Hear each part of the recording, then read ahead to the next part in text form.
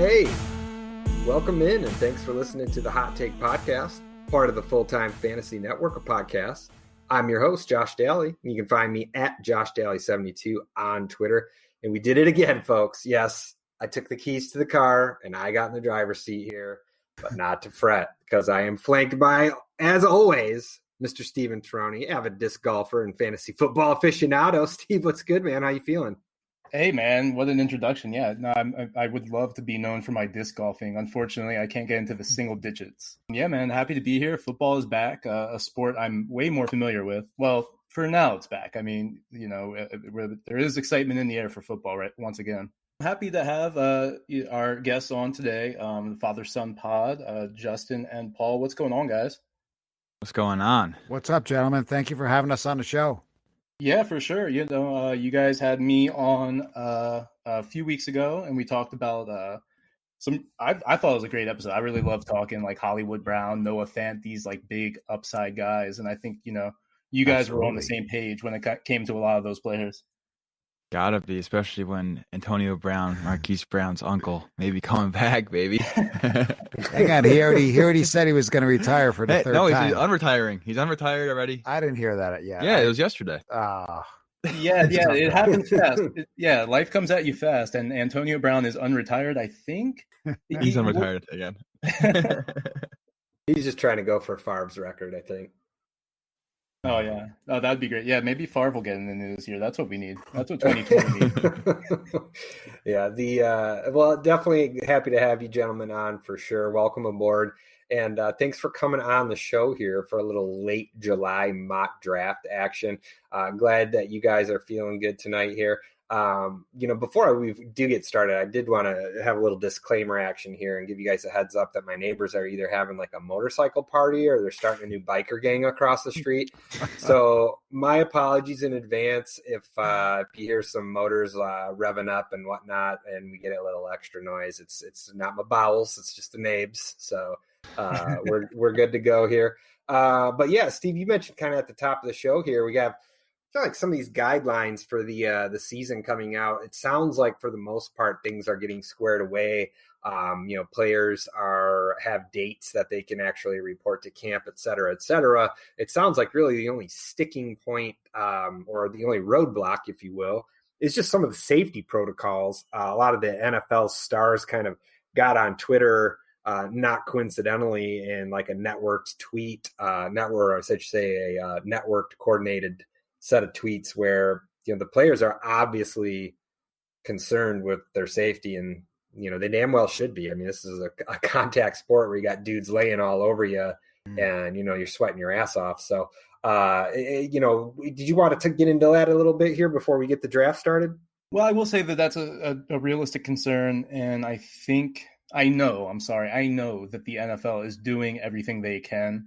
Just because it's a simple fact of there's a lot of money on the line. This is a product that they are putting out, and it's one of the most popular products there is the NFL football. So there's going to be there's a plan put in place. Ian Rappaport actually put out a little bit of a plan, kind of sample of a plan that they have. July 28th, they have a schedule. There's going to be testing on certain days for all players. They have the NBA to look at as kind of like, what the NBA is doing right now, because the NBA is doing a pretty good job, it seems. So I think the NFL is going to follow suit, and I think there's going to be football.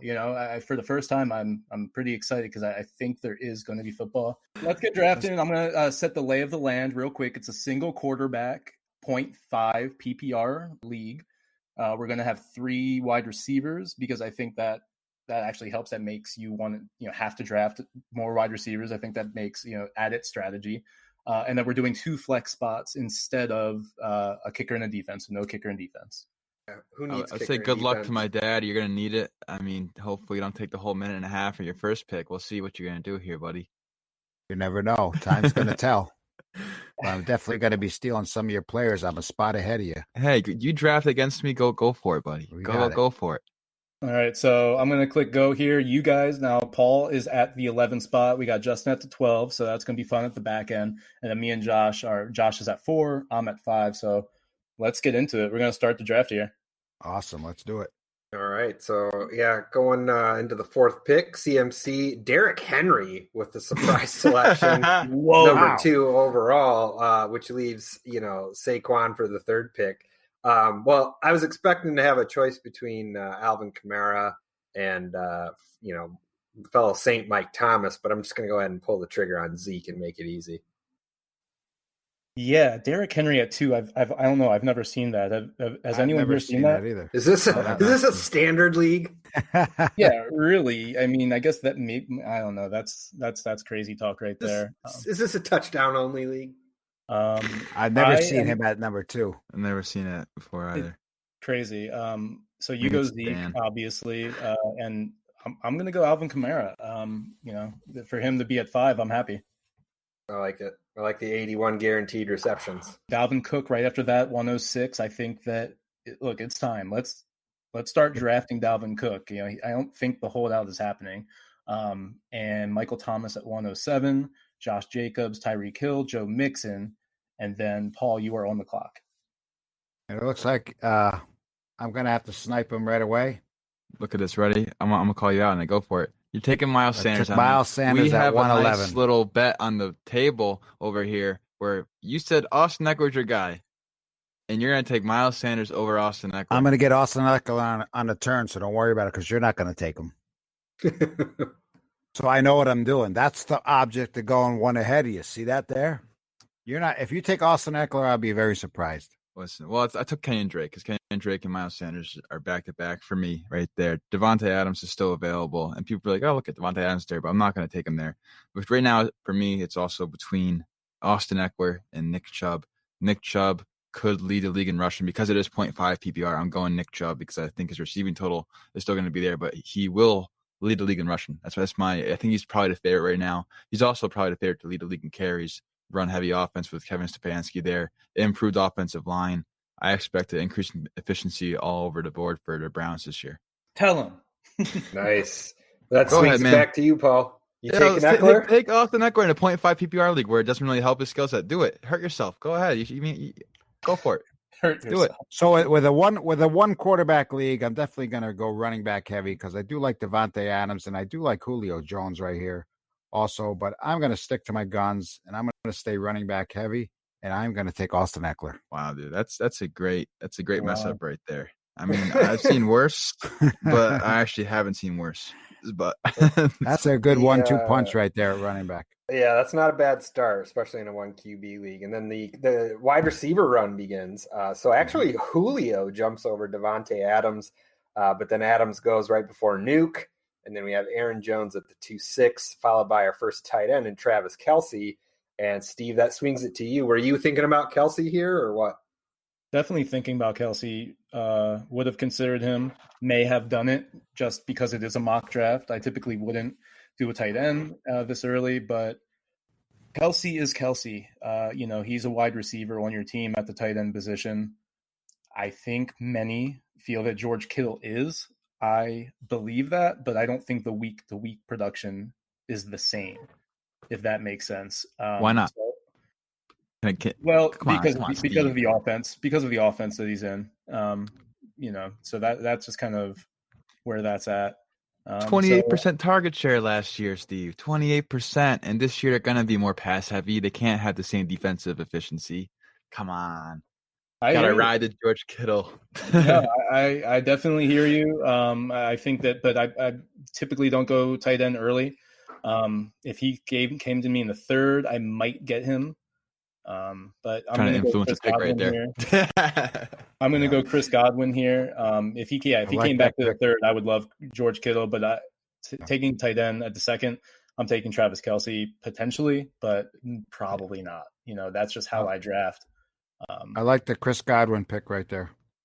Yeah, you basically made my decision for me because if I got put on the clock with Godwin and Galladay, that was going to be a tricky decision.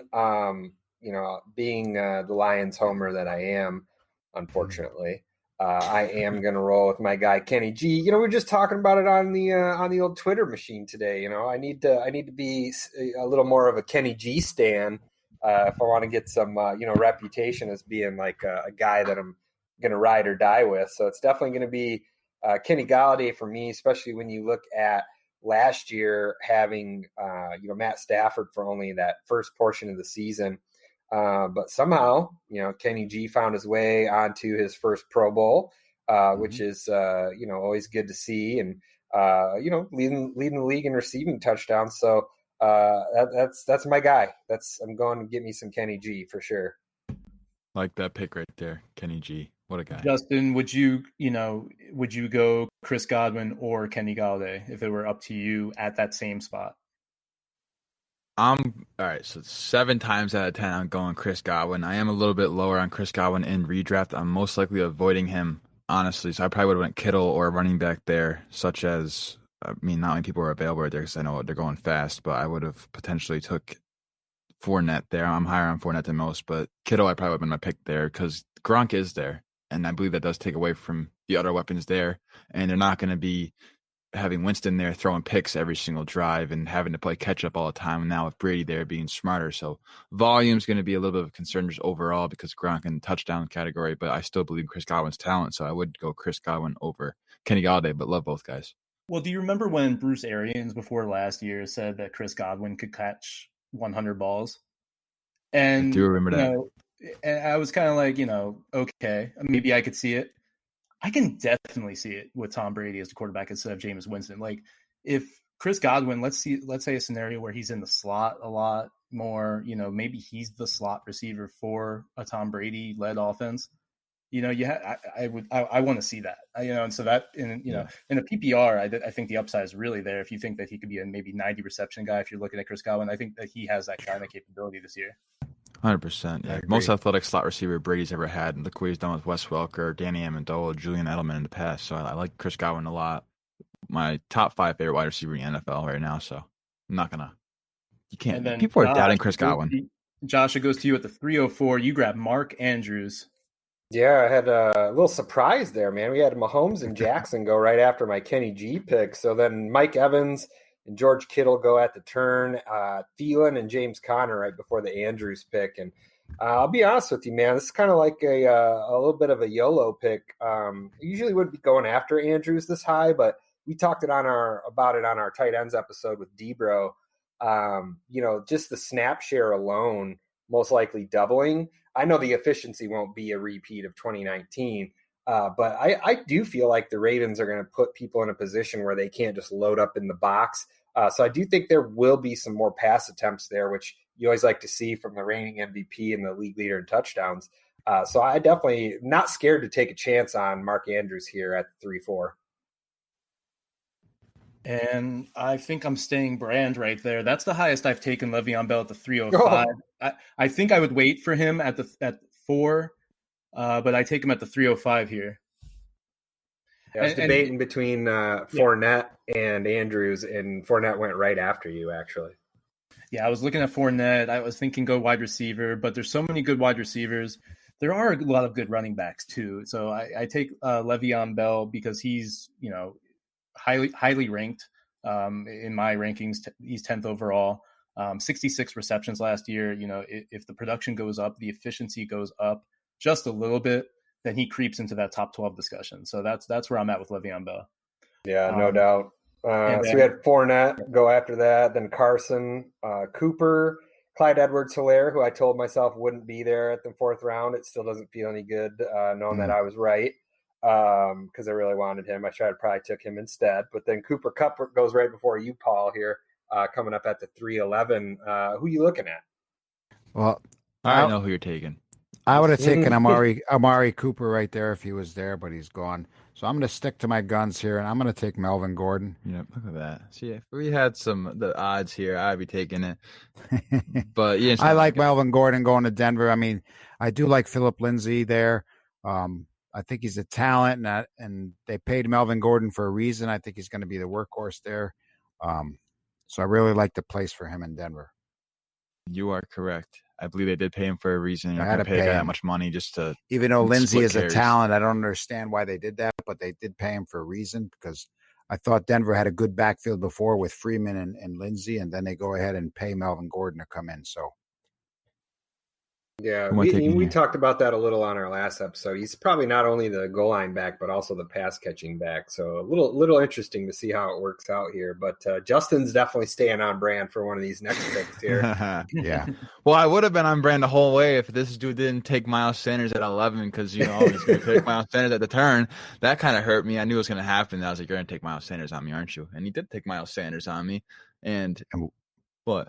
What do you want to say? What? Just what a surprise you took DJ Moore there. I would have never guessed that. I should have. What do you mean you would have never guessed that? I should have taken him there and sniped you again, really, to piss you off. I have a backup plan. I have another guy I love equally as much as DJ Moore, who you should take, but you're probably not going to. I am. I'm gonna. Oh, okay. Well, never mind. Who am I taking right here? Let me know if you're right or wrong. Well, it should be Allen Robinson. That's what I'm taking. Oh, my dad's smart. This is a breakthrough. You're getting there. You go. See, we have the options there. Nice pick, Dad. Dad has Allen Robinson and Miles Sanders. I'm jealous, but then I look at my team and I'm not jealous. Yeah, I saw you took Jonathan Taylor there. So we had both the first two rookie running backs taken at the 3.9 and the 3.12. Of course, DJ Moore as well. And then Allen Robinson, I do like that pick, Paul. I think Allen Robinson's basically quarterback proof. So that's a nice, safe pick there as well. Then we get that followed up by Singletary, Mark Ingram, David Johnson. Juju goes at the 4.6, which I think is a great value. And then the 4.7's DK Metcalf before it gets to you in the fourth round here, Steve. You are on the clock, my friend. Are you pulling the trigger on another receiver or what's going on? Yeah, fourth round. I mean, it's running back, wide receiver. That's kind of just the positions that I pound early on. Typically, I'm not looking at quarterback. I'm not looking at tight end. And I got Todd Gurley sitting here. And I also have Odell Beckham, who is my number 6 overall wide receiver. I have receivers available here like Tyler Lockett, Robert Woods. Robert Woods is a fine receiver. I'm okay with him being my wide receiver too. But I'm getting Odell Beckham here because I'm getting Godwin and Odell Beckham, who I feel both can be top 5 guys. They're both right outside of my top 5. But I think they both have that kind of upside. So I love, having that wide receiver combo right there. Love Odell Beckham. Absolutely can be top 5, both of them. Absolutely. Yeah, Odell's efficiency is going to spike this year. People are out on him. I don't understand how. You have better offensive line, more time for him to run those double moves. This ADP is, for lack of a better word right now, like kind of aggressive. Like I'm seeing guys kind of fly off the board here. And, Kevin Singletary. I'm seeing like the landscape look kind of dry, but I couldn't believe that Odell Beckham was just still there. Like, and he's buried kind of with these receivers. Yeah, I think the value for Beckham and Juju both right there in the mid 4th is just ridiculous right now. So I'm definitely on board with you guys there. And the only decision you have to make at this point when you're a few picks away coming up to the 4 or 5 turn is, like you said, Steve, running back or wide receiver right here, especially for my squad, the way it's coming together. I already have a tight end. So really wish I would have took CEH and been a little more aggressive. So for that reason, I'm going to kind of make things up to myself. And the running backs are getting really thin here as we approach the 5th round. So I'm actually going to kind of take a chance on Todd Gurley here. I know he has the balky knee, but between that, it was Calvin Ridley and Gurley, or maybe Montgomery. And of course, Ridley and Montgomery went the next 2 picks. So very appropriate. And then we saw A.J. Brown and a T.Y. Hilton AFC South receiver sandwich here at the turn before the 4th tight end goes off the board, which is Zach Ertz. And then DJ Chark comes up right before my 5th round selection, which again, glad I went running back because I kind of had a feeling if I didn't take Gurley or Montgomery that both of them would be gone. So Gurley going to me and Montgomery going 2 picks later still leaves me a lot of good wide receivers to pick from. So I'm definitely going to hit the wide receiver tree here personally. And I'm going to go after Tyler Lockett. It's currently going as about the 48th pick off the board. So should have been right around the turn. Just a slight value there, a couple pick discount. We said this a couple episodes ago, Steve. I think it's time to just stop saying that the efficiency is going to stop for Tyler Lockett.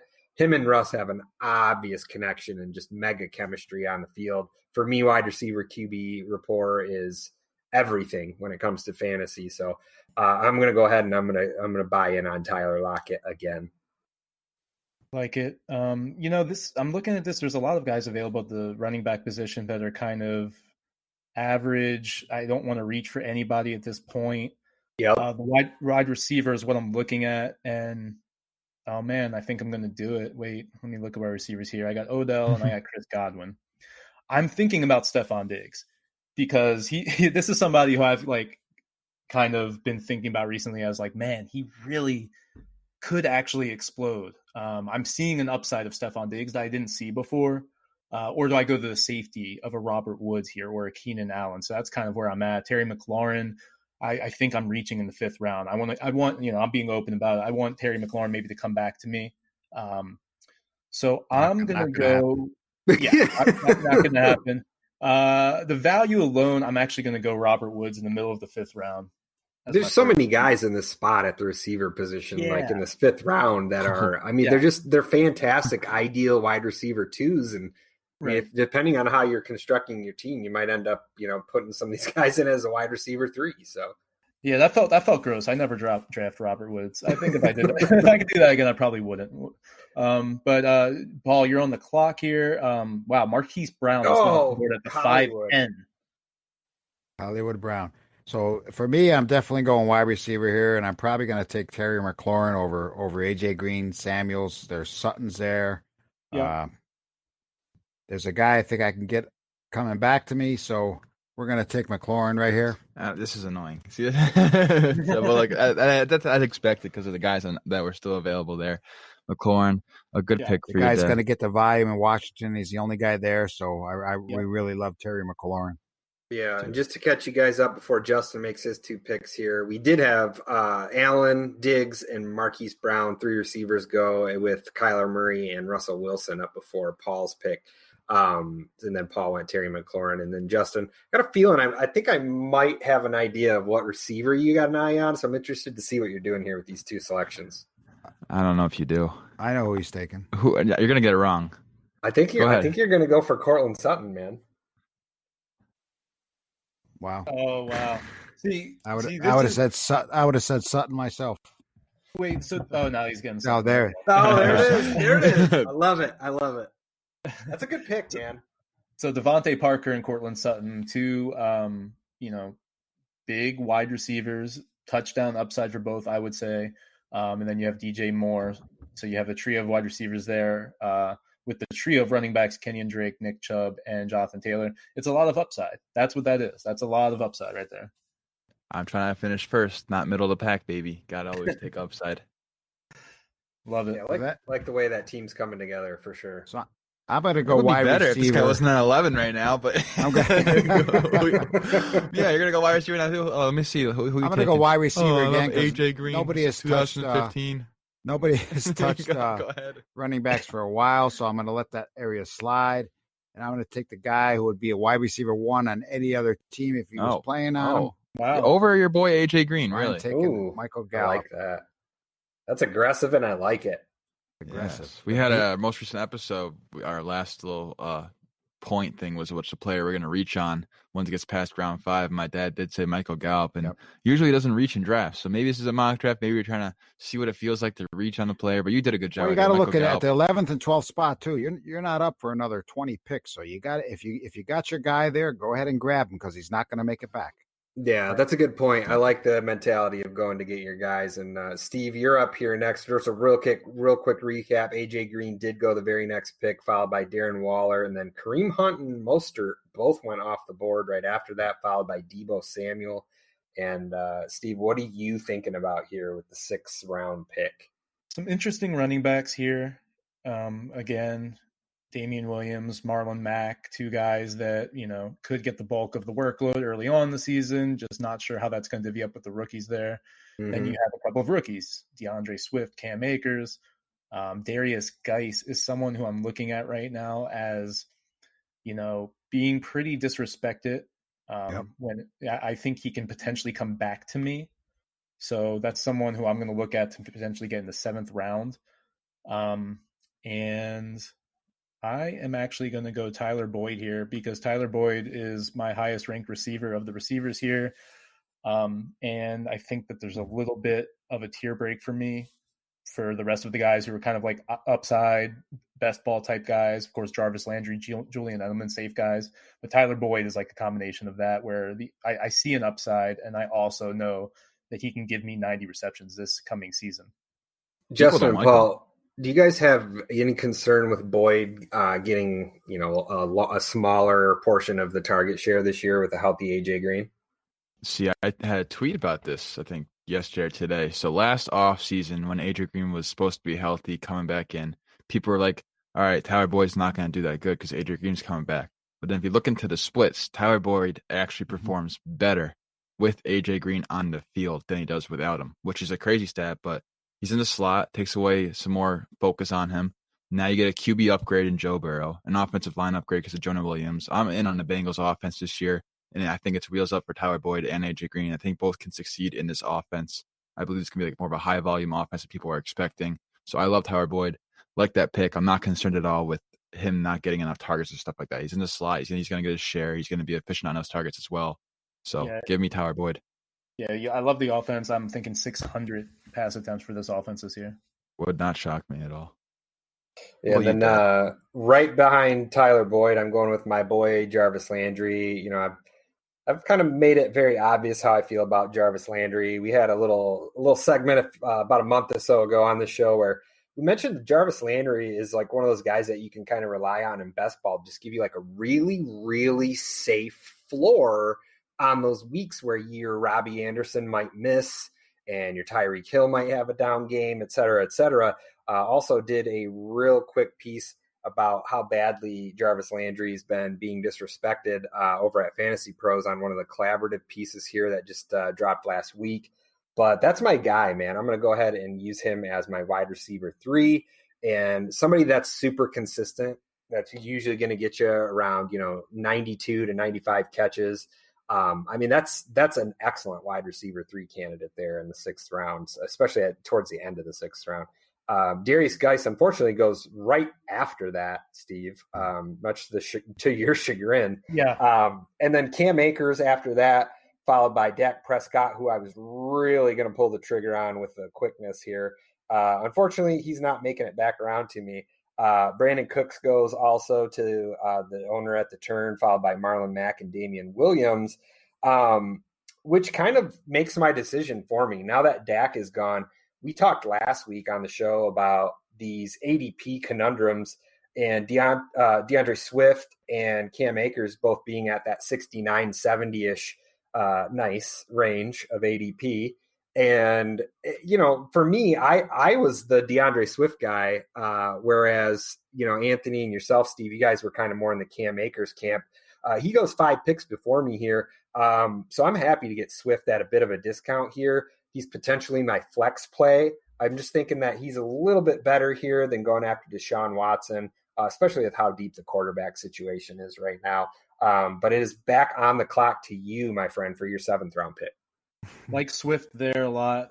You could get him in the 6th, but he falls into the 7th round. So that's an ideal situation. Of course, you pair that with Landry, upside with the safety in Landry. So love that. I'm thinking Will Fuller here at the 7th round. I'm thinking go for it. The running back, Darius Geis goes off the board. Ronald Jones, I don't want to draft him in the 7th round. If I have to, in this situation, he is actually the highest ranked running back on the board. I would have to in this situation if I really wanted him. I don't want him that bad. I'd rather get him a little bit later. We'll see how drafts play out. I don't know if he's going to go in the 7th round. I think he's more like an 8th or 9th round pick. So I'm going to go Will Fuller here. I love the upside. Brandon Cooks is off the board, and I can get Will Fuller. And then there goes Ronald Jones right after that. Nothing makes you feel worse than that. But yeah, Will Fuller, man, if you just stay healthy, fella. Right. I was hoping Fuller would follow me at the turn right here. I would have tapped him right there, but. I know you would. I know your game, bro. I know how your mind works. Yeah, and then we had Gronk and Evan Ingram both go after that, followed by 2 quarterbacks, Aaron Rodgers and Matt Ryan. And Paul, it's up to you here for the 7-11. Get your Slurpees out. I thought Ronald Jones was going to make it up to where I am. I'm not interested in no Ronald Jones. So I'm not interested, even though quarterbacks are going off. Don't be disrespectful, Justin. Come on now. Yeah, don't be disrespectful. I like Dare Awugabugle. You're crazy. You're out of your mind. Hey, me too. So if I'm looking at running back here, I'm not really overly whelmed. Tevin Coleman does jump out at me. But I think I'm going to stick with wide receiver. And I am going to go ahead and I'm going to, redraft purposes, I am going to go ahead and grab my man here who I try to get in every redraft team I have. Because he's good for 3 or 4 of them boom weeks where he just blows up. And I just love Marvin Jones every year in redraft. Love it. Yeah. I love your 2 picks here. Marvin Jones and then J.K. Dobbins at the 7-12. Great pick.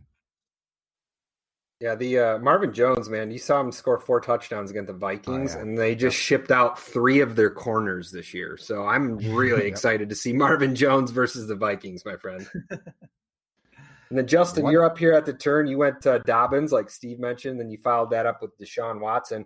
Again, 1 quarterback league, but dude, I would so much rather have Watson over Aaron Rodgers or Matt Ryan. And I do have Matt Ryan as my QB7. So I guess that's right on point, but love the upside with Watson, man. He could have an MVP caliber season, in my opinion. I like Watson more than Kyler Murray this year. I don't know if that's a little bold or not, but I do. And I like Kyler Murray a lot. I'm a big Kyler Murray fan. I'm on board. Yeah, I'm a big Deshaun Watson fan, gets no respect, and you can argue he has, Fuller's healthy, then Brandon Cooks is not awful. We've seen what he's done on new teams over and over again, and then you add in David Johnson's pretty good pass catcher back. Duke Johnson's going to be used in the slot probably, and then Randall Cobb has one of his best seasons of his career last year in Dallas, and signed him there, so could be worse. Could be worse. I think it's going to be a good fantasy point scorer, and then J.K. Dobbins, rookie running backs, they tended to light it up the second half of the year and whatnot. I already have 2 good ones. Jonathan Taylor, I think, will take over Marlon Mack's work share, the majority of it, sooner rather than later. I believe before week 5, in my opinion. So I'm on Jonathan Taylor. For sure, man. And I'd like to retract my statement that I made on this show previously about I don't think the Texans' offense is going to be improved. I definitely think they have that opportunity. But before we get too far behind, Paul, swing it to you. You went Darius Slayton, my friend. I do like that pick there in the 8th round. I like Nicole Hardman right there, only because Kansas City, the volume that's through Kansas City, I think he's going to have another fantastic year there. But I went and I grabbed my guy because I wouldn't get him coming back. And I've been talking up Darius Slayton a lot this year. So I would have taken Hardman there, but I grabbed my guy Slayton, and I'm okay with that. Yeah, Andrew Jones, the Giants are going to have a better offense this year. They're still not going to meet up to the Cowboys or nothing, but I think Daniel Jones, another year under his belt, and Darius Slayton, a wide receiver 2 breakout, I think he's going to have a fantastic year. Yeah, and Steve, we've talked about that on the show. We think the Giants' offense is kind of on the way up for sure. And before we get to your pick, man, Julian Edelman, Sony Michel, Kerryon Johnson, Tevin Coleman, and then Drew Brees goes right before you. You are up at the 808, my friend. What are we doing here other than making some fat beats with your 808? Shout out Kanye. So look, I would have gotten Sony Michel here. I would have gone Tevin Coleman because I need a running back. So I'm forced to go Jordan Howard. No one likes it, but maybe you like it, Justin, because you're a Dolphins fan all of a sudden or something. Justin hates Jordan Howard. I like Jordan Howard guy. I am a Matt Breida guy. Matt Breida, I like pass catching running backs. I prefer at this point in the draft when you're debating between 2 guys like that. I'll go with the pass catching guy. Yeah, but Jordan Howard is like the last guy. We have his bet, don't we? We do, but Jordan Howard's the last guy who's going to be a 3-down back. He's not going to be a 3-down back. He's going to be a 2-down back. No. Well, yes. He'll be a 2-down back, but yes, he's going to be, I think his upside, if there is one, is, something like 8 to 10 touchdowns, if that's even possible in this offense. Maybe with Fitzpatrick and some garbage time, if Jordan Howard can get 200 carries, that's what I'm looking at. Is like Jordan Howard could probably get 200 carries this year. And at this point in the draft, I'm not seeing that on the board. Yeah, no doubt. And we have our first official hot take snipe. Jordan Howard definitely on my queue as my next pick. I know you don't not too fond of him, Justin, but he's a great At this point, yes. short. Yeah, well, I agree. I'm surprised our guy that didn't take Derrick Henry number 2 didn't reach in the 7th. But, good pick with Marlon Mack. Good pick with Marlon Mack there. Best offensive line in the NFL, in my opinion, returning all 5 starters. The Colts are. That's why I also liked your Jonathan Taylor pick from earlier, Justin. But I am going to take a chance on Mecole Hardman. He was my plan B. So you get that safe Jarvis Landry, and you go back and you just go straight up nuts with Mecole Hardman. And I will say this, in redraft, not as high on Hardman. I don't know if I would really go, 8th round on Hardman in a redraft league in Dynasty. Oh, absolutely. He's going to be in Kansas City for 3 more years. So that's a guy that I definitely have on my radar. It was kind of debating between him or Deontay Johnson, who ends up going right before my next pick here. We have Hunter Henry off the board at the 8-10, followed by Manny Sanders. The turn goes James White and Phillip Lindsay, followed by Deontay Johnson, as I mentioned, and then CeeDee Lamb. Trying to kind of stay appropriate with my bye weeks, et cetera, and noticing that even though this is a mock, I do want to assemble this team in a fashion that would kind of represent what I'm also going to trot out every Sunday. And I noticed that not only Zeke, but Todd Gurley as my RB1 and 2 both have a week 10 bye. So my plan of taking Tony Pollard here and handcuffing my boy Zeke is just not in the cards right now. We're going to have to roll the dice and see if we can have that luxury maybe later on in round 10 or 11. So instead of going with the running back here, I'm just going to get a little crazy and go with Henry Ruggs. You know what? I changed my mind. The last second, I was going to take Ruggs. I'm going to go with Latavius Murray for that safe running back. That was down to the wire there. Yeah, you went Latavius. You usually do, like, I've seen you draft Latavius Murray in a few places. I think it's a great pick because there's standalone value there for redraft purposes. And then obviously if Kamara goes down, like we saw, it's just a big volume for Murray and the great offense.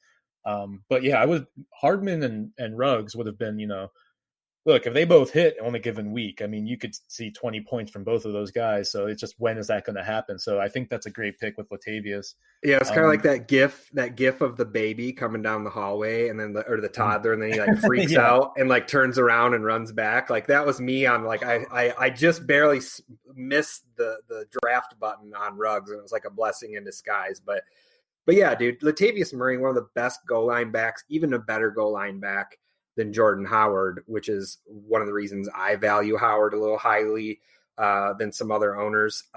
But, we saw what he did in Chicago and Philadelphia. And speaking of Chicago backs, you went Tariq Cohen, my friend. Yeah, I realize now that I have 3 backs with Kamara, Le'Veon Bell, and Tariq Cohen that I'm comfortable are going to get 60 catches, all of them. And they're all going to exceed that probably. I mean, Tariq Cohen, 70 catches past 2 seasons. Huge drop off in yards per reception from 10.2 in 2018 to 5.8. So that it cut in half right there. So if that regresses a little bit, you're going to see increased production from Tariq Cohen. In PPR formats, he is going under drafted. I mean, he needs to be drafted in PPR. Yeah, I agree. And just a real quick draft recap, Josh Allen goes off the board next, followed by Christian Kirk, Jerry Jeudy, Matt Breida, and then another quarterback in Carson Wentz right before you're up on the clock here, Paul, for your 9th round pick. What are you going to do here? Are you going to be sniping Justin again, or what's up? I'd love to take the Kill Harry on him right here, but there's a guy I like a little better than him, who I think will outtouch Keenan Allen in L.A. this year, Mike Williams. That was actually who I was going to take right there. So you did snipe me without even knowing it. I did. You did snipe me. Well, I got a serious question since you guys are talking about Mike Williams right now. Is there another 1,000-yard back out there that's getting disrespected as much as Mike Williams has from last year to this year? No. It's no respect. I made a bold statement on, I think 2 podcasts ago where I said he's going to outsnap Keenan Allen this year. He's going to have more fantasy points. Yeah, I mean, hey, he just barely made it 1,001 yards, but hey, he's still a 1,000-yard receiver. Put it on the resume, baby. Put it on the resume. And then Justin goes Anthony after Mike Williams, which I think, yes, agree, because he is being now slept on. There's a discount for Mike Williams right now, especially at the 9-11. back in the 9th round. You're not paying anything for Mike Williams there. And then Justin goes Anthony Miller and then Brandon Ayuk, who like we've talked about a lot on this show. Brandon Ayuk is starting the season with we know Debo is injured. Oh yeah, give me all that Brandon Ayuk to start the season at. Yeah, they're going to be playing the Cardinals week 1, by the way, so that's a week 1 potential start. Oh yeah, Yak Monster, baby. We love us some Brandon Monster. Ayuk on the Hot Take podcast for sure. The only thing I will say is with Justin's team, I like the way it's coming together, but 3 rookies already through the first 10 rounds. I'm not going to be a broken record and say what I'm going to say, but we'll skip it. It's a little risky this year to go rookie heavy, but I'm okay with the running backs on rookie. I mean, still with running backs, you just kind of plug and play them. But the Ayuk one is the only one I'm like more concerned about than anything. Yeah, I'm with you. The running backs might have a little better chance to excel, but Paul, that swings it to you. Your 10th round pick, you went with another rookie in Keyshawn Vaughn. Yep. He's going to get some passing work in there, and he could overtake Ronald Jones later on in the year. Now, are you pretty high on that Tampa backfield? I said you were waiting for Jones earlier when he went. I think it was in the 7th round. So you went with Keyshawn here. Well, when Tom Brady's involved, I'm high on any player on that team. I think that team is going to excel. I think it's going to be explosive, and they're going to score a lot of points. All right, and then after that goes Alexander Madison, followed by Jared Cook, Baker Mayfield, Tom Brady, and Darrell Henderson. And Steve, you are on the clock for your 10th round pick, brother. Yeah, Sammy Watkins is there. Maybe he gets back to me. I'm not going to, get him here. I think he maybe can, just to have a piece of that Kansas City offense. Looking at, I'm actually going to go Chase Edmonds here. Now, I may play this differently in a real league, knowing that you're the Zeke owner, and maybe get Tony Pollard just for some trade bait for you. You bastard. I know. I didn't do it. I got Chase Edmonds, who I think could have some standalone value. And then, of course, if Drake goes down, if anything were to happen, I mean, Chase Edmonds is walking to a great situation. I like what I saw from Edmonds his first couple of years in the league. So at this point, we've talked about it. Maybe this year is the year of the handcuff, where once you get into that 10th, 11th round, maybe you do that and then see how things go for a couple weeks. If you need to dump them on, for a waiver wire pickup, do it. But I think it's a great hold to see what happens for week 1. Yeah, no doubt, man. And how dare you even think about sniping me for Tony Pollard? That's what it's all about. It's all about the snipe. It is more fun, I will say that. I'm going to go ahead and complete my stack here with Matthew Stafford, and we're going to get Stafford to Galladay for that just outstanding connection. Again, talk about Galladay leading the league in receiving touchdowns with half that season coming from Jeff Driscoll and David Blau. The only terrible part about this is I was thinking about going Henry Ruggs on the way back, and of course he goes right before my next pick. But a little bit of a tight end run here in progress, folks. Tyler Higbee goes right after the Matt Stafford pick, followed by Noah Fant. I know that's your boy Steve. I'm not sure if you're bitter about that or not, but we have Fant going off the board, and then Danny Jones. So we got a little Danny Dimes here at the turn, followed by Hayden Hurst. Then Sterling Shepard goes right before Henry Ruggs. So that kind of, I don't know. I feel like it's kind of easy for me in this draft because it's like the third time I've said this. My decision's kind of being made for me because if Ruggs wasn't there, I was just going to go ahead and handcuff Zeke with Tony Pollard. So now that Steve was nice enough to take Chase Edmonds, which I do think is the better pick in the 10th round, by the way, kudos to you for the Chase Edmonds pick. I think Arizona running back is a good position to invest in this year. So I'll go ahead and be safe and take Tony Pollard here. But Steve, you're up for the 11th round. And this is why we mock draft, because Matthew Stafford, Daniel Jones, both quarterbacks I would have considered. I'm not like really beaten up that, I could pick maybe Cam Newton because I don't have a quarterback. I could get maybe Ben Roethlisberger, who at this point in the draft, I mean, I'm fine with. They play the Giants, I believe, week 1. I mean, that's a great, week 1 start. But Daniel Jones, easy now, Steve. Hey. It's gonna be a good game, I'm sure. It's gonna be a great game. But Daniel Jones would be is my 9th ranked quarterback, the highest of those guys. So I might have gone him there. And then of course Noah Fant. Yes, you're right. My heart is broken. I'm being very risky with that 1Z position as always. And I would have loved to get Noah Fant. So had I known he was gone, I would have drafted him. But now I'm looking actually at, let's see. I'm going to go Justin Jefferson here. I think there's upside here in this offense. I mean, we don't know. We were talking about, I mean, what's going on with this Vikings offense?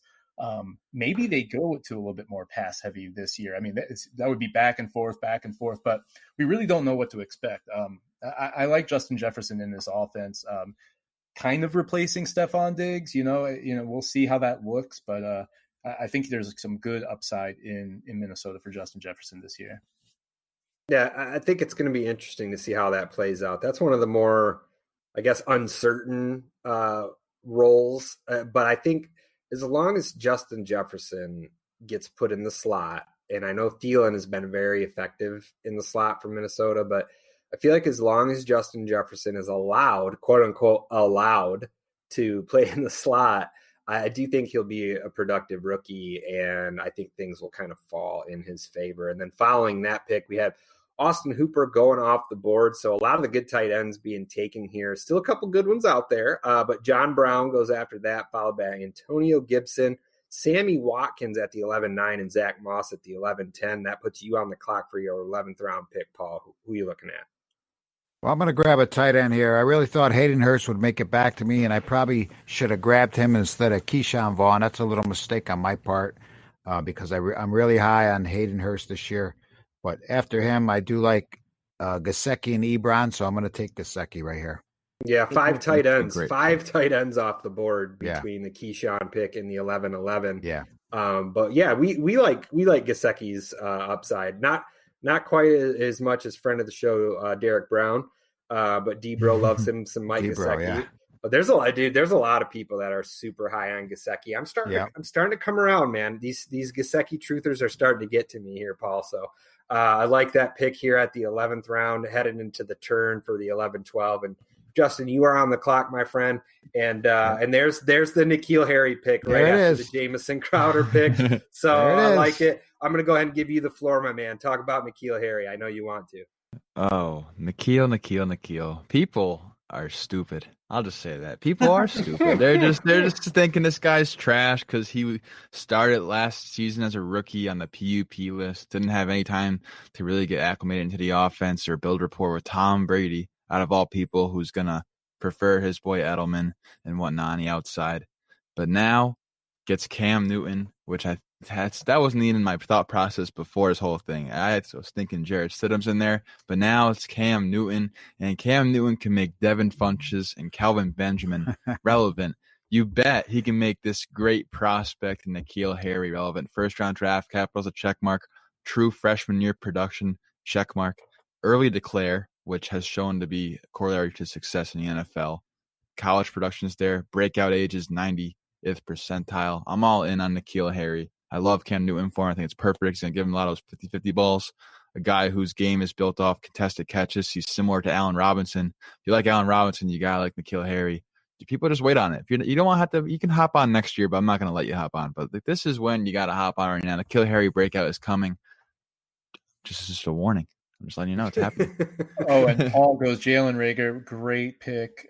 These rookies. I was gonna actually take Cam Newton there, but I look at all the quarterbacks around him; they're all the same to me. So I went ahead and I grabbed Jalen Reagor right there in Philly, where I think with all the wide receivers there that keep getting hurt all the time, and Jefferson's not going to start; he'll probably be out on a pup. And then I do like Deshaun Jackson there, but he's always getting hurt. So I think Jalen Reagor is a good pick right there. Yeah, and we've yet to find out if there's any disciplinary action as far as games missed that'll be coming down the pike here from Deshaun Jackson's camp. But we'll see how that works out. But I do think Jalen Reagor has probably the best chance of all of the rookie wide receivers here. Say that 3 times fast. Coming into camp here. It's just with the limited training camp, et cetera, and with some of the options here that Philly has, Jalen Reagor, I think, is an excellent pick there, especially this deep, in the 12th round. Yes, you're talking this is like your 6th, 7th receiver. I mean, this is an excellent pick. And then following that up goes Golden Tate, Ben Roethlisberger. So one of those QBs does go off the board, followed by Justin Jackson. Alshon Jeffrey, who we were just kind of shitting on, but I think deservedly so. And then Deshaun Jackson. This is just the round for the Eagles receivers. And then Steve, we're going to go ahead and throw it to you. Are we taking a quarterback here in round 12? Yeah, I was thinking Burrow, Cam Newton, or Ryan Tannehill would be the quarterbacks I want.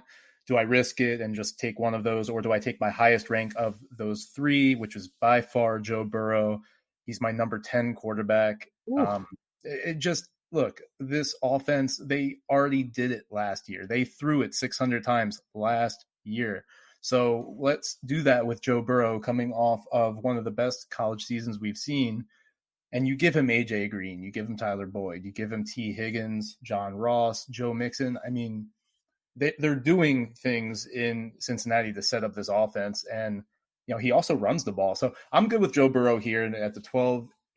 And then if he doesn't work out, I move on. There's going to be a lot of people in the waiver wire that I could pick up. Sure. Well said. Good point.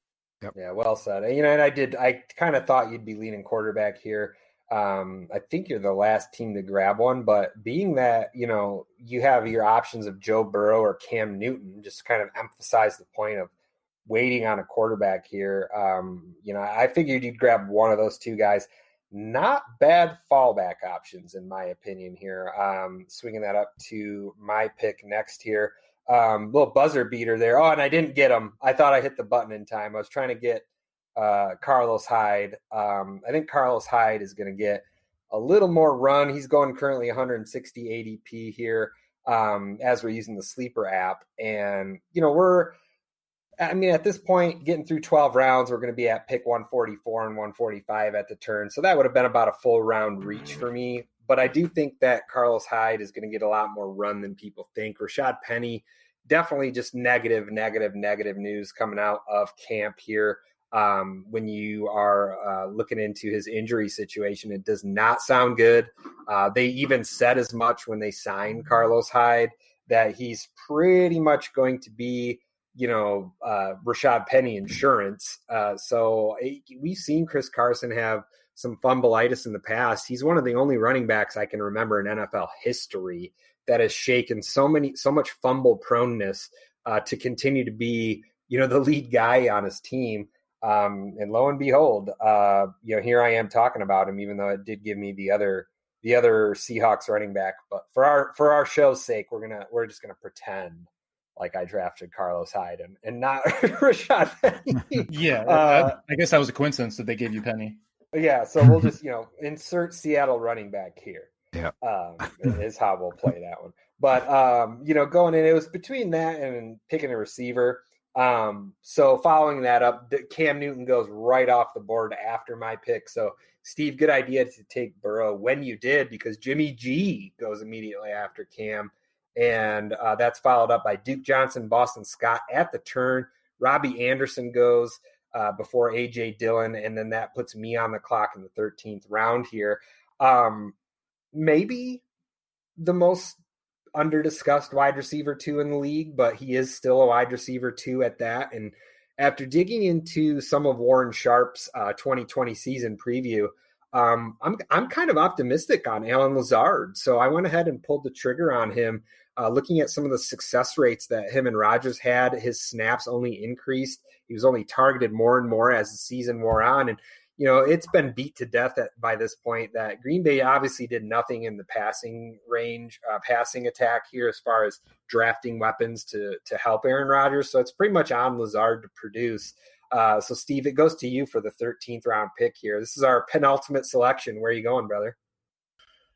So, Justin, I was going to go one of your favorite team's wide receivers there, but I decided against it. And I went running back.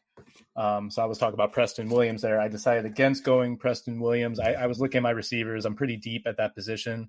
I like my running backs, but there's a running back here, and we're only doing 14 rounds. So, at the 13th pick, if I'm going to get this guy, it's going to be now because I still don't have a tight end. I go Josh Kelly. When I look at the running backs in Los Angeles on the Chargers, I see Austin Ekeler, who's a pass catcher. He's going to get some carries. I see Justin Jackson. He's going to get some carries. They don't really have a thumper or a goal line back, and that's what Joshua Kelly is. or that's what they got in the 4th round. The Chargers. He played pretty damn good at UCLA, which is just like a shit show of a college football organization right now, and for him to perform the way he did, and then bring him in, the local boy. I'm excited about what Josh Kelly can do. So I'm getting him at the end of all drafts, just in case he maybe has a role, which I think could be expanded with the Chargers. Yeah, not surprised. You're definitely a Josh Kelly stan. That's for sure. Tyrell Williams, quarterback. Paul goes quarterback here. Right. Well, at this point, I figured you'd be waiting on a tight end. But Preston Williams is intriguing. Williams does go immediately after that, but it's Tyrell the Gazelle. Definitely a surprise to me. Anyway, it doesn't really matter this late in the draft, I suppose. But Damian Harris goes after that, followed by Dallas Goedert, Naheem Hines, Eric Ebron. Paul, it's on to you for the 13th round pick here. Quarterback time? I had to take a quarterback. I'm the only one without a quarterback, so it was time, and I took Jared Goff right there over Kirk Cousins. Yeah, and I misspoke earlier. I didn't even notice down at your guys' end of the draft that you were the only team without a quarterback, Paul. So misspoke earlier when I said Steve had not done so. Steve has not taken a tight end yet. Still 4 good ones on the board. Oh, at least there used to be. Justin goes and pulls the trigger on 2 of them. We're looking at Jonnu Smith and TJ Hawkinson. Yes, sir. Love those picks. Love the upside on both these guys. Talk about those guys for a minute. Jonnu Smith led the league last year in yards after the catch per target, was second in yards after the catch per reception. Yak Guy also had the 3rd most missed tackles forced while playing behind Dwayne Walker for a majority of the season, only behind George Kittle and Travis Kelce. Efficiency monster. Dwayne Walker's gone. He's the number 2 option in that passing offense behind A.J. Brown. I'm all in on Jonnu Smith. I like him more than Hayden Hurst. I also like T.J. Hawkinson more than Hayden Hurst. And I got both those guys right here. It's good. You can have both of them over Hayden Hurst. Well, at this price especially, I'll take it all day. At this price, absolutely. Yeah, it's free money. But to say you want them over Hayden Hurst, I think you're we have table bets. I have both on there already, so I'm okay with that. You do have a table bet. I love Jonnu Smith this year. My favorite breakout tight end, and T.J. Hawkinson, I think, is just an amazing prospect. As a Lions fan, Josh, I imagine you feel the same way. Yeah, we don't want to see a top 10 pick wasted on a tight end, for a second time in a row.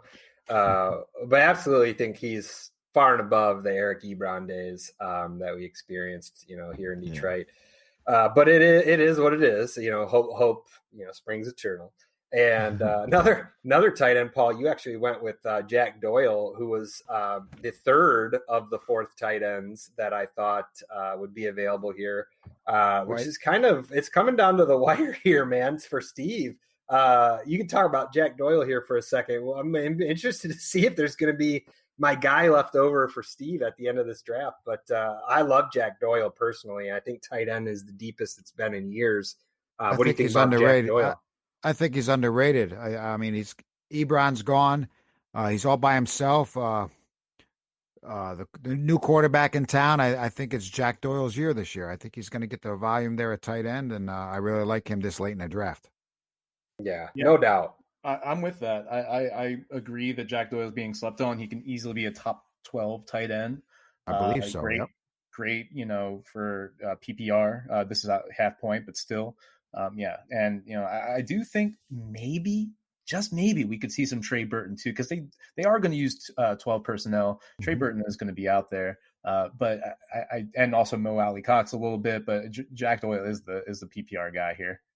Yeah, we like Mo Alley Cox, but we know how much Phil Rivers loves to throw to the tight end. He loves the tight end. Yeah, and I think that only means it's going to be a good season for Jack Doyle. So then right after that, Carlos Hyde off the board. Well, since I already took him, remember that? We'll pretend that was Adrian Peterson instead, followed by Preston Williams, Michael Pittman, Darrington Evans, couple of rookies back-to-back there, followed by Jamal Williams. And Steve, it happened. He made it to you. You got your tight end. Did you know that's who I was waiting on there? That was the guy that was the 4th of the 4 good tight ends I mentioned that was still there. I picked Josh Kelly, and then Dallas. All these tight ends go off the board. Dallas Goedert, Eric Ebron, could have a decent season. I think he's a touchdown dependent guy. He's also a guy who's not going to give you maybe even 60% of the snap count in Pittsburgh. So, it's going to have to be high efficiency if he's going to finish as like a top 10 guy, just like we saw a couple years ago with Eric Ebron on the Colts. Jonnu goes off the board, and TJ Hockenson, both great picks. I mean, I really recommend this year. Again, this is a weird year, for multiple reasons. But like you said, Josh, there's a lot of tight ends. If you want to wait on tight end, you punt that position. Like saying you don't draft Travis Kelce, don't draft Mark Andrews, just wait and then get two high upside guys. Maybe, in Jonnu Smith, TJ Hockenson is a great, combo at the end of the draft. I go Blake Jarwin. He's ranked higher for me. I see him just, filling in the Jason Witten role of last year and being just a lot more mobile than Jason Witten in this, offense that we're saying is very fantasy friendly in Dallas. Give me Blake Jarwin, just in case it works out. Again, just like the quarterback, if it doesn't work out, I can pick up a tight end. I will say that playing around like that with a tight end, doing the streaming thing, it is more vacant on the waiver wire than maybe the quarterbacks in your single quarterback league. Tight ends they run up a little bit quicker from what I've seen. Right. No, I like everything you said. And I mean, dad runner ability much improved. We're going from the dad runner Jason Witten to a guy that's actually like semi-athletic. And then following up your pick here, oddly enough, I really wasn't paying attention and I got timed out and took Kirk Cousins, but that's probably, I'd be totally honest with you guys, like I'm probably gonna do that anyway because Matt Stafford has a 5 bye. I hate carrying two quarterbacks. But if I want to make sure that in that first big week of buys that I'm going to be covered, I probably honestly would, with no kickers or defense, I would probably actually take Kirk Cousins there because week 5, when it's coming around, he's going to get the Seahawks who have a questionable secondary there. I know they did upgrade the secondary a little bit, so it'll be interesting to see if they are improved. But, getting stuck with Kirk Cousins, I mean, there could be worse things. Sure. I'll obviously be moving on from him come week 6. But, following up, Kirk Cousins goes run on receivers, Rashad Perriman, Larry Fitzgerald, and Curtis Samuel. And that concludes our mock draft, folks. Paul, would you please read your team and then just tell us real quick, like, how the draft went for you and like what you liked about it, maybe what you didn't, and then we'll do the same to you, Justin.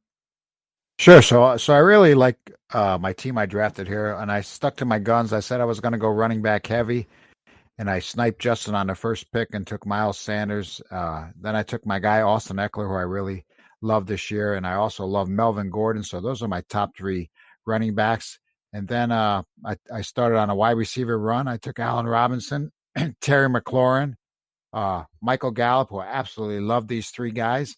And Marvin Jones is a guy who I try to get in every redraft league I can get just because he has them boom bust weeks and they really pay off for you, especially if he's in your starting lineup. Then I went and grabbed Darius Slayton right there. And I really like McCole Hardman there, but I grabbed my guy because I knew he wouldn't make it back to me. And then on the next pick, I took Michael Williams. So I went 1, 2, 3, 4, 5, 6 wide receivers in a row. And I really like all my wide receivers right there. The only thing that I think I messed up on was I took Keyshawn Vaughn there. And I knew I should have grabbed Hayden Hurst, but I kind of maybe was hoping he would come back to me, even though I knew he wouldn't. And I should have probably grabbed him there because I'm really high in Hayden Hurst this year. So that would be my only mistake I think I made here. But the next pick, I did get Gesicki, who I think is a great pick this late in the round. Then he's better than Hurst. So you made a good pick right there. He's not better than Hurst. You're out of your mind to think he's better than Hurst. Hurst is going into the perfect situation in Atlanta, which throw heavy. It's a perfect opportunity for Hayden Hurst to break out, and he's going to do it. So for you to say Gesicki is better than him, you already had this bet too. I think we had like 5 Hayden Hurst bets. All right, let me finish my team. Wait, it's my turn now. You wait. Then I took Jalen Reagor. After that, what I think is in the 12th round is a great pick there. I waited on quarterback. I was the last one to get a quarterback, and I'm pretty happy with Jared Goff right there. And then I backed it up with Jack Doyle, who I think is an underrated tight end. Who I think is my last pick right there is a good pick in the draft. Are you guys? Does everyone agree that maybe Jalen Reagor could be like a league-winning type wide receiver. I Definitely mean, has upside for it. Yes. Yeah, the upside is definitely there. I believe he can be. to be a 12th round pick, and Yeah. to be what could be the wide receiver one for the Eagles the Sure. entire year. Let's say Alshon, he starts off on the PUP, he comes back and re-injures himself or something like that. I mean, Yeah. we've seen Alshon miss so much time. We've seen Deshaun Jackson miss so much time. I just can see a path where maybe Rager is the most consistent, ends up being the most targeted wide receiver. I mean, this is a good situation for Rager. Love The the only thing that's situation. upsetting for all these guys is with the COVID-19 now is they're not being able to get their rapport with the quarterbacks. So that kind of hurts all the rookies coming in this year, but I still like him right there. Yeah. Justin, go ahead. Talk about your team real quick. I cried at the 12th spot because this dude took Miles Sanders on me. I believe when you were on our podcast, Steve, you said, would you rather, I would talk about Miles Sanders, and you're like, would you take him over Kenyon Drake? And I said, yes, I would, but they're very close for me. So, Dad, thanks for that. No problem. And so Kenyon Drake, Nick Chubb, love that start right there with Odell running back. Then Jonathan Taylor, I believe, has league-winning upside behind the great offensive line. And Quinn Nelson, it's a great guard pairing. Philip Rivers there should help the offensive efficiency as well. And I believe that he's head and shoulders better than Marlon Mack. Marlon Mack's good too. I just believe that Jonathan Taylor is that kind of prospect and player. And running backs, I don't have as much as a worry for with COVID-19 than wide receivers because you just got to hand the ball. They'll do the running. They'll do the rest of the stuff rather than building rapport, running these routes, getting all that route tree down and all that stuff. DJ Moore, need I say more? I mean, this is the guy. I love DJ Moore. I have him as my number 5 ranked wide receiver this year. You got to be bold sometimes, take some stand. Josh mentioned you got to kind of take some more Kenny Galladay stands. Well, DJ Moore, that's the stand I'm taking along with Miles Sanders. Those are my 2 guys. So love DJ Moore. Him and Allen Robinson back-to-back in my rankings for me. So nice pick there, Dad, with the Allen Robinson one. Devontae Parker. I mean, I'm a Dolphins fan. That's a little bit of a homer pick, but I do believe he's going to get the volume again this year. Preston Williams is back, but mid-season ACL tear, we know it takes over a year to recover from ACL, and he's not going to be 100% to start the season. May not even be 100% this whole entire year. Devontae Parker looked good, a great profile. People were waiting for him to break out. Finally did it, so hopefully he continues it. I think he will continue it, especially with the volume he's going to get. Cortland Sutton, people scared because of Jerry Jeudy. I'm not. I believe in Cortland Sutton's talent. He's the returning piece for Drew Lock. Had a 27% target share with Drew Lock in the games. Didn't get the fantasy points to fall, but I believe he's going to get more volume this year as well, and I'm all in on Cortland Sutton. J.K. Dobbins, rookie running backs. You see him every year, help you win championships. Second half of the year, I expect J.K. Dobbins to come on strong and split more time with Mark Ingram. And because I already had that base, the backbone of Kenyon Drake, Nick Chubb, I'm okay with taking a guy like this who has league-winning upside. One quarterback leagues, I don't really like taking quarterback until like the last team to do so. However, in the 8th round, if Deshaun Watson's sitting there, I'm not going to pass that up, especially after Aaron Rodgers and Matt Ryan go. So I was hoping to stack Will Fuller with him right there. But Steve, what are you doing, Steve? Why'd you do that to me? But and when you put it like that, after Aaron Rodgers and Matt Ryan go, right? Like after they go off the board and then Deshaun Watson's still there, that's crazy. Yeah. Doesn't make sense to me. Thank you, sleeper. The programmers are on my side right there. Anthony Miller, Brandon Ayuk, Jameson Crowder, N'Keal Harry. Got a nice little floor upside play with Jameson Crowder. Talk about him on the most recent episode of the podcast. Brandon Ayuk, you mentioned Deebo Samuel's injury. Anthony Miller, finally healthy. He hasn't been healthy yet, and he's going to be the number 2 there with an improved offense with Nick Foles because Nick Foles is a lot better than Waterboy, Mitch Trubisky, Mitch Trebortles, whatever you want to call him. N'Keal Harry. Just go to my Twitter page. You want to see some N'Keal Harry touts and Jonnu Smith, TJ Hawkinson, both lots of upside tight end. And if I don't get one of the top 3 guys, like you guys also said, Kelsey Kittle or even Andrews this year, I am punting that thing to the moon, and I'm not touching it until later on because there's so many great options. So your running back room could be absolutely devastating. Like let's say that Jonathan Taylor is just a workhorse back and Marlon Mack just doesn't get much of the workload at all, or an injury happens, and then it's Jonathan Taylor's backfield in Indianapolis. And then the same sort of situation with J.K. Dobbins, just at a much higher discount. So I look at Jonathan Taylor and I look at J.K. Dobbins, deciding on if I want to just take one. I would lean Dobbins because I can get him in the back of the 7th round compared to the back of the 3rd round. But if both of those guys work out, and Chubb and Drake, that could be absolutely disgusting. And then you have, I would say, like a plug-and-play approach with the wide receiver in certain weeks where Jamison Crowder could be an awesome play. because he's just going to get volume. So no, I like the running backs a lot, especially in comparison to mine. Really, really appreciate you guys stopping by here. I know Steve does as well. Real quick, remind everybody out there where you can get a hold of you guys on Twitter and where they can find the show. Awesome. Yeah. Thank you for having us on. A lot of fun. We love doing mock drafts. I like when I just crush my dad like I do here. I don't like think you crushed me, kid. I think I did. Take a look again. Take a look at that roster. I got to tell the people where they can find us. I don't want to take a look at your roster again. They just went over it. But your Twitter, Dad, at PaulFSFF, you kind of got, not viral, but you had over 100 likes because you got a hole-in-one in golf. That's right. Very hard to do. Baby. Congrats to you. My Twitter, at Justin_FFB. At FatherSonFF is our podcast Twitter, giving away a signed Amari Cooper jersey giveaway. And you guys can find us on any podcast app you want to use, Apple, Spotify, Stitcher, all of them right there. But Father Son Fantasy Football, type that in there. We should pop up.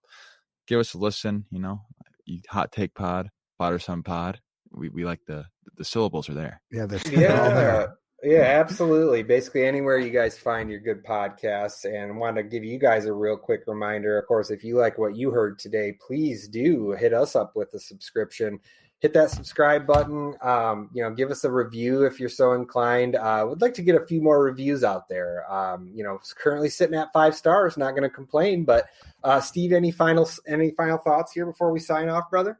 Yeah, no, pleasure doing the draft with you guys. Of course, check out next week. We're going to have Paul Charchian on of Fanball, and he has just launched a new website for guillotine leagues. So I'm excited to pick his brain about guillotine leagues and figure out what that's all about. And, Paul Charchian is one of the, the OGs in the game, as the kids say. So I'm excited to have Paul on. And then in a couple weeks, we're going to have a live show with Ray GQ. Very excited about that as well. I'm thinking we might just do another draft. It's mock draft season, so I'm getting excited. I'm getting excited for fantasy football again. It is, man. It is officially mock draft season here. Redraft season. Once Scott Fishbowl draft is on, man, it's full swing, my friend. So, appreciate you guys stopping by, and on behalf of both Paul and Justin, on behalf of the Father and Son Fantasy Show, myself and my co-host Steve Tironi, I'm Josh Daly. This has been the Hot Take Podcast.